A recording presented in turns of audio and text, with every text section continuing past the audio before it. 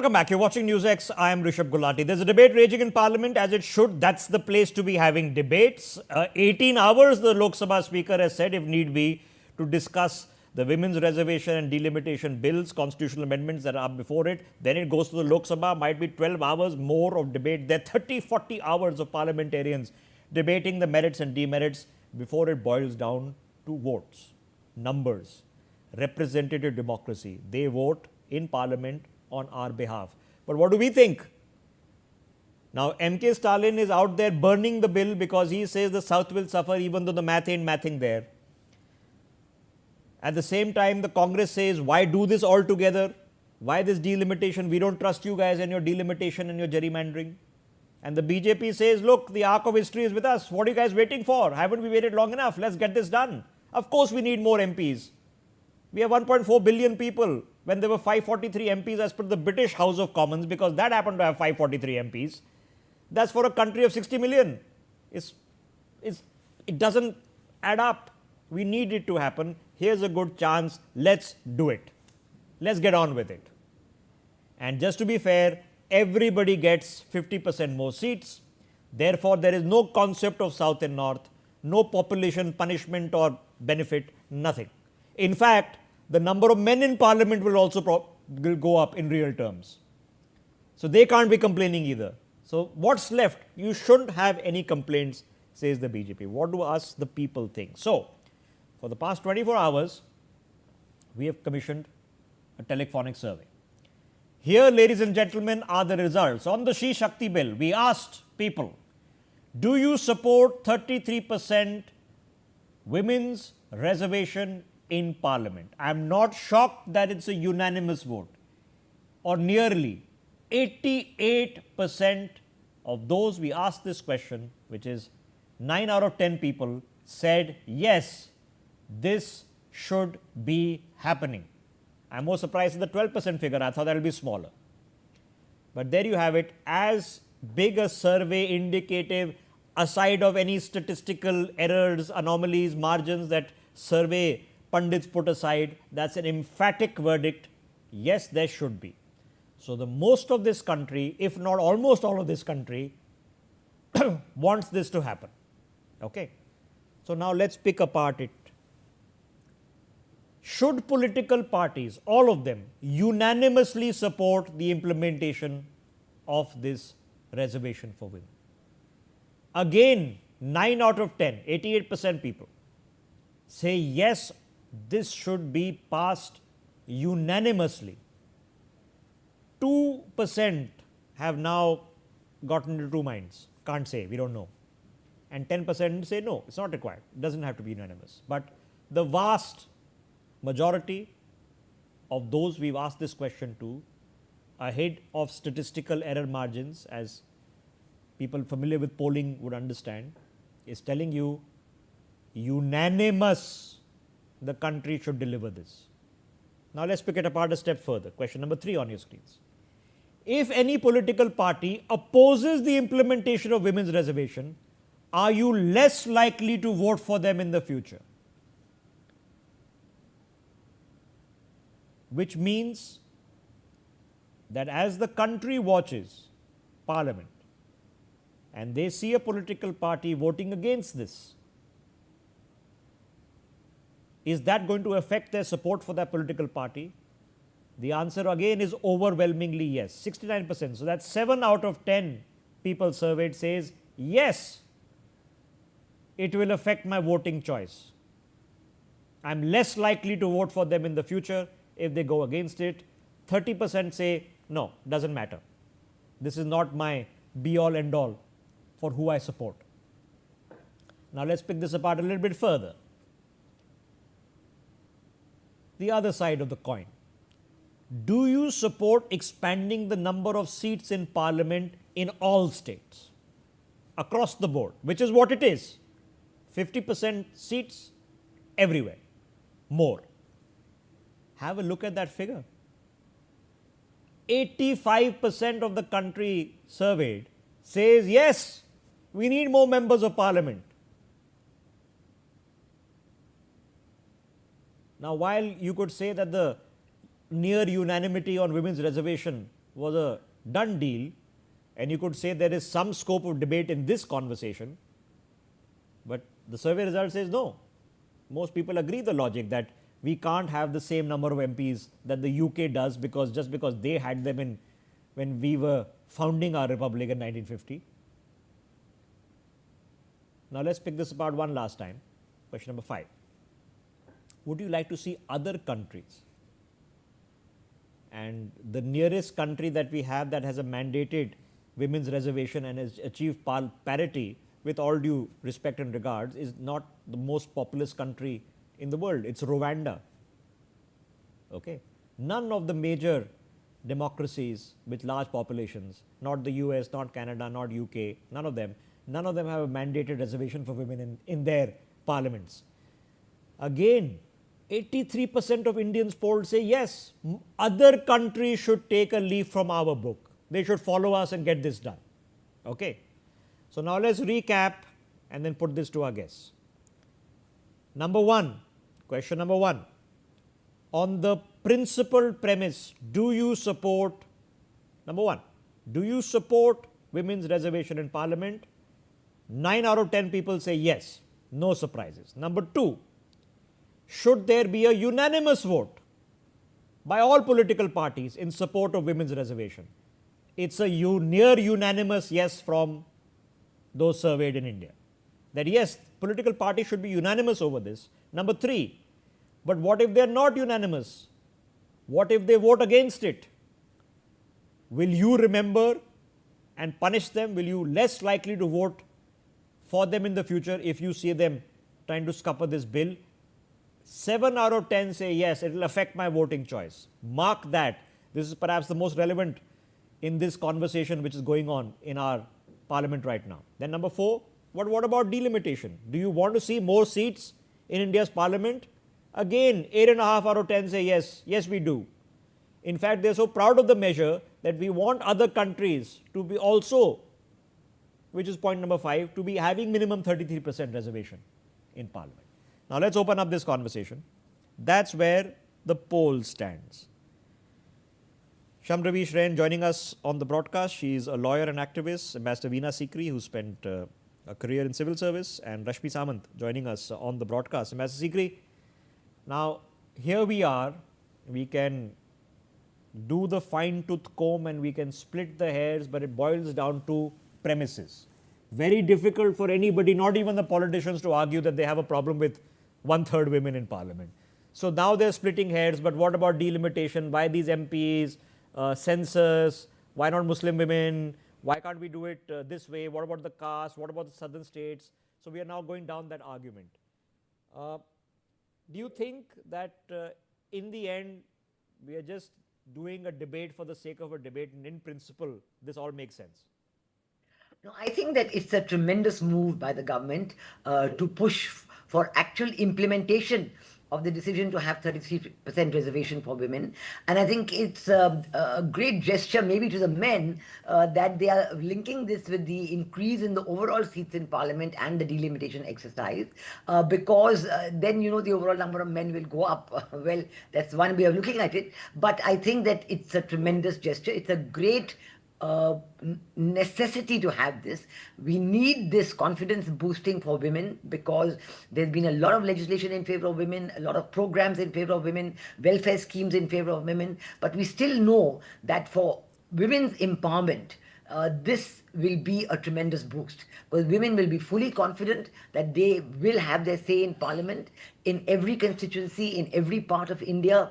The women's vote, the women's issues can no longer be ignored, can no longer be pushed under the carpet. Okay. And I think this is absolutely a strong point for the government. I hope that it will go through with. Okay, but our survey team still managed to find that one person out of every 10 who still doesn't think 33% women's reservation is necessary. He must be a man. The 1 out of 10 must be a man. I don't know, but I'll get that data out of men versus women. But yeah, that figure surprises me. That is not closer to 99%. But the second one, which is less obvious, which is more subtle, Ambassador Veena Sikri, is on the number of parliamentarians. Now, I've told you, we followed a British system. They had these many MPs. We said we'll have these many MPs. They today have a population of just under 70 million. Our population has gone from under 400 million in 47 to 50 to 1.4 billion now. Should we still have the same number of MPs as the UK or Australia? Absolutely not. It's no doubt that the number of MPs needs to be increased to reflect the sharp increase in population and to reflect that MPs must look after their constituencies more and they must be more responsive to the demands of the constituencies. There's always a big complaint in every constituency in India is that the MPs in the end have no time for them. They cover a few issues, but many issues remain uncovered, surely because of lack of time, lack of resources, and so on. So I think a big country like India, where we want a representative parliament, a representative democracy, it's very important to have the MPs reflecting the large number of population, and the MPs should not be representing the large number they do now, which gives them very little accessibility to the population. The population feels the MPs are very remote, they're very distant because the numbers are just too large, and no member of parliament can do justice to each and every. I can have that argument. As I said, I've had it all day. I was in school. Okay, when we sat about creating new states. And I remember this because we went through as students the minor inconvenience of relearning the number of states in the country again. Okay, you had to add a few names and you thought you had nailed it in junior school. But you had to learn, there's Chhattisgarh now, and then there is Uttaranchal, which became Uttarakhand, and now there is Jharkhand, and these were added, maps changed. So if you're in school and you have to do the geographical map of India, you have to figure it out all over again. But the argument, even though there was historical and ethnic arguments in favor of this, the primary argument was an administrative and economic argument, that these smaller administrative entities will be more efficient to govern, will get their dues because some of these were backward areas of the state, and they will prosper because of this. It has been borne out in the last 26 years. Okay? Yes. These states have done better than when they were part of a larger entity with one chief minister. The counter argument was, but then you'll have two chief ministers, you'll have two Lal Batti Gadis, two Raj Bhavans, you'll have to make another capital, two civil services, two police services, you'll just add expenditure, taxpayer will lose out. So there was that argument then also. You can have it again, how will the MPs get 300 more houses, okay, 300 more MP lads, you can do this. Let me get Shamravish into this conversation. Shamravish, so 33% women's reservation, the people we survey, almost everybody agrees it's a good idea, not a surprise. The other, which is a more recent conversation, more MPs in parliament. Maybe we should have got the hint when they built the parliament to host 820 MPs. But for those who missed that subtlety, here it is. Most of the people surveyed think, yeah, that's a good idea too. What do you make of that? Well, the only thing that I feel right now it is that why are you merging two different subjects together? Because this reservation bill was passed way back in 23. It's only the execution is pending. So execution means the implementation of that bill, of that act. So that is only pending. Otherwise, it was passed by all the parties saying yes that it should be there. So this is a very different subject, and you delaying it for 29, it's like you are, and then you are saying that once there are more MPs in the parliament, you will get more seats. Why don't you do one thing that you implement it when the limitation would happen? Then there will be more seats. It would be good for us.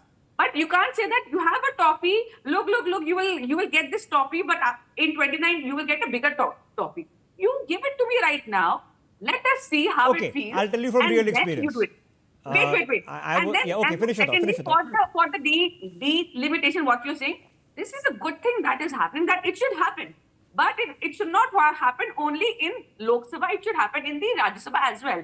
So the seats should be increased in both the houses and not only in one house first. Secondly, it is the census who will tell you that how many, because what I have read in the news and hearing in the parliament, that you are relying on the 2011 census and you are saying on that part we will do it. Because in past this 13, 14, 15 years, things have changed. They have, the number of population has increased. So do it again. In 26, do it again. And then you implement it. Okay. So what the statement you are saying that 800 something, it might be more than that. And then So let me put the points of order in that, because they're relevant Correct. for people to understand, because that's the argument that is being put in Parliament. Why do it together? Okay, and let me tell you why. First of all, why 2011 census? It's not simply because the 2021 census never happened. Okay, the 2011 census is because the 2011 census happened under a different regime. Difficult for the opposition to argue that it was flawed or manipulated. Okay, and B, the census per se becomes irrelevant in the number of seat increases. It's relevant in delimitation, where those seats go and how they are subdivided. But everybody gets 50% more seats as per every state. So it's irrelevant what the census is. So that's the answer there. B is the subtler answer, and I was an activist before I became a journalist. Okay, I've been lathi charged and beaten up. Okay, and the muddas of the day were different. They were quotas on based of caste and OBC quotas in higher education and other things. And the same thought was put that we had an SC/ST quota in higher education in this country. A demand was made that there should be an OBC quota, which meant that 50% of seats in higher education would be in reserved category. The solution that was found is that you increase the number of seats in all central universities by 50%. So the general category did not go down, they remained the same, so can't complain. The OBCs got their quota, happy news. The SC/STs remained the number of seats they had, can't complain. So believe it or not, there would be member of parliament men in this country, okay, who on principle, on face value would say, yay, great, great, but would be thinking that in the very next election, 3 years from now, my seat could become a women's constituency, and what all I've nurtured and spent and my time and effort will go away. So you're saying, no, we'll just increase the number of men in parliament, more for you guys as well, okay? And it has an administrative. So this is the logic. You can choose to believe it or disbelieve it, oppose it. The Congress says, okay, fine, even if you believe everything, what's the rush? Let's do it next year. Let's do it 2 months later. Why do it right now? You can have that conversation forever. So let me get Shamravi Shrain back into the conversation on the merit of the survey that we have done, which is the poll that we've conducted. Now, Shamravi, what we are being made to understand is that this is interestingly an issue, a point of concern, a rallying point for the country that we can agree on for a change. I know there is a devil in the detail, which is the point you're making also, the devil is in the detail. But have we found a cause finally that we all agree on and the naysayers are pretty much done and dusted and the time has come, at least on women's reservation? Yes, I agree with that. I think that there always is a point when the government of the day decides this is the right time to do it. I would, even give an example, for example, on Article 370. Everybody talked about it and said this and that, no, very political, but this government went ahead and did it.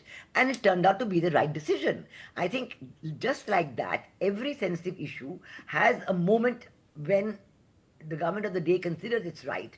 And I think it's always borne out because, as you've pointed out yourself so correctly, with the decision on, making more states, increasing the number of states, and the opposition to it, and even this very issue of women's reservation. We know that all this while, in principle, everybody has said yes, but in practice, nobody wants to go ahead and do it. There have always been excuses against doing it, although in principle, nobody has opposed it. So I think just like that, when you do take the matter into your hands and decide that I'm going to implement it, this is the best possible way to do it, because although there seems there's no linkage, but as you yourself pointed out, the male members who were feeling threatened because their overall seats will come down if the percentage is increased to 33% for women in the present parliament, will now have the possibility of the comfort of knowing that. So obviously, Ambassador Sikri, in principle, that should not be a problem. But let's face it, in practice, it could have been. Okay, let's not underestimate that chauvinism has been wiped out tomorrow morning. Okay, and if you have nurtured a constituency, just because you happen to be a man means you can never be elected for the next several terms.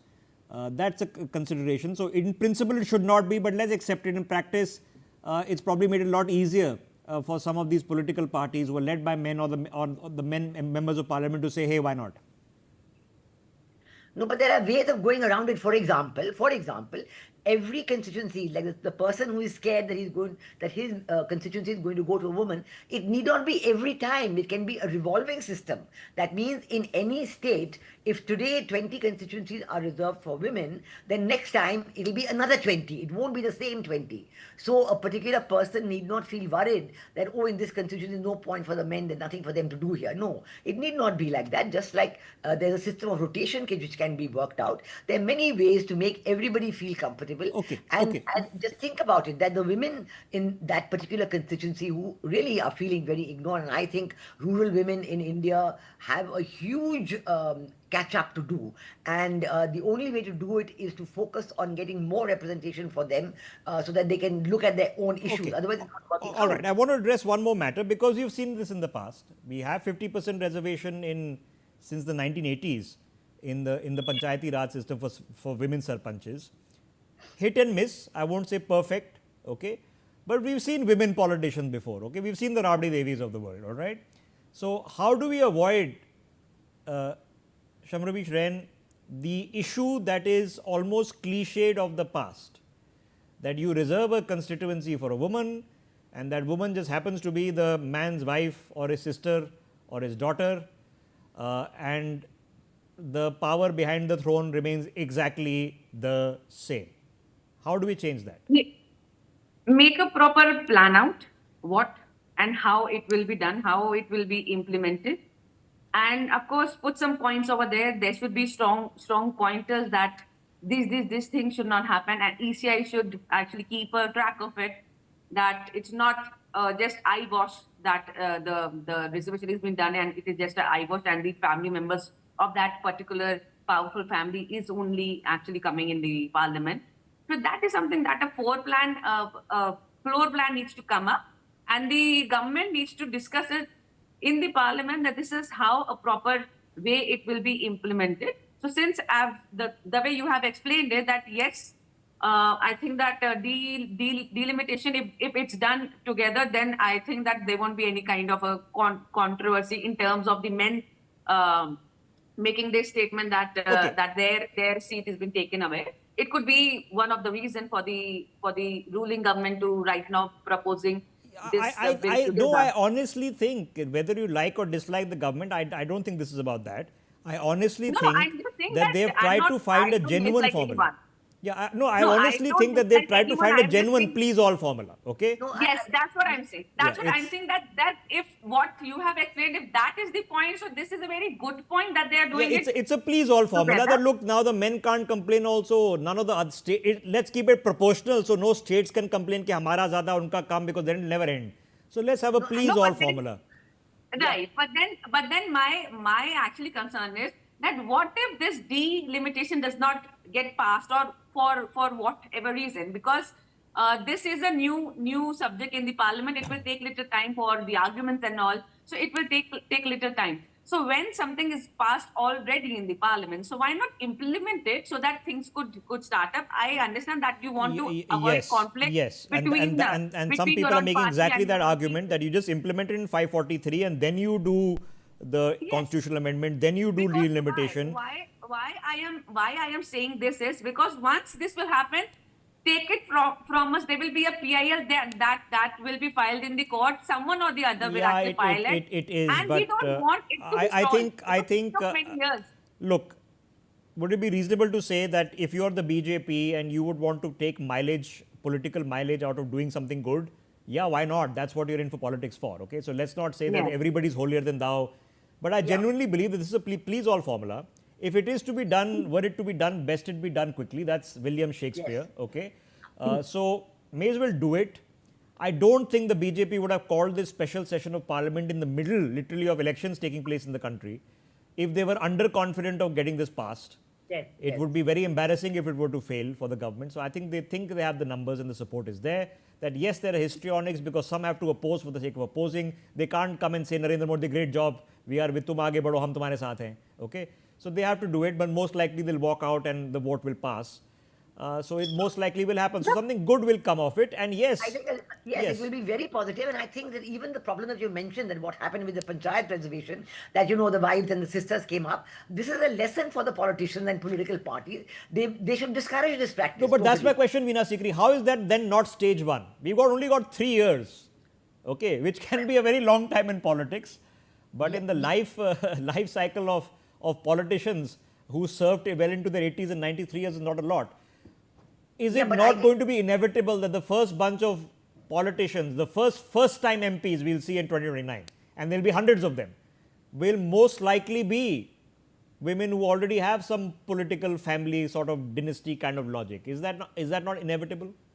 It's not inevitable, because I think that the government has been quite good in setting norms, which then others feel ashamed into following. And I think this norm, which has become almost a practice in many states, that you put the husband or the wife. And let also tell you another norm which has come out of the panchayat experience as well, that women are far less corrupt than men, and women are far more Better. towards doing people-friendly decisions. Like Yes. in a particular village, if there's no hospital or no clinic, you want to bring that clinic there first, and they're doing things which the people want. They're very responsive to the demands of the people. So I think these lessons are very much there, and I think 3 years is a long time for every constituency to decide that, okay, in the next elections, who shall we put up?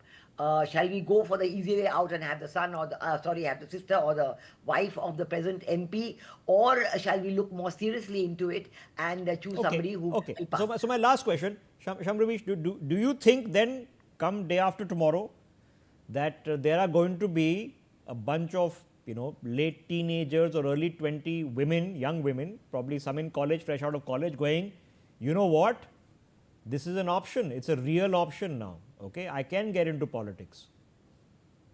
Yes. Of course, it will happen. Let me tell you, I, being a practicing lawyer here in Supreme Court, I tell it to all the girls, all the interns who actually come to my office, that now is the right time for you to join politics, because there is a lot of scope in that. And the new young minds will come. They have more, they are active on the internet. They know the latest technology and all, and they know what they want for the future.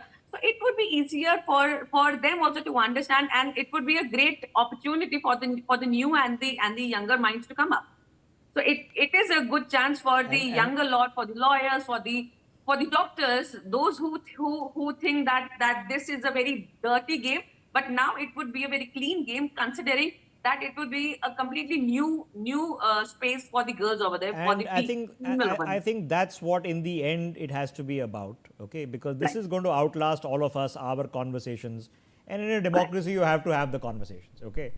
You have to take it through fine tooth comb, surgical knife, rip it apart, complain about it even if there's nothing to complain about, okay?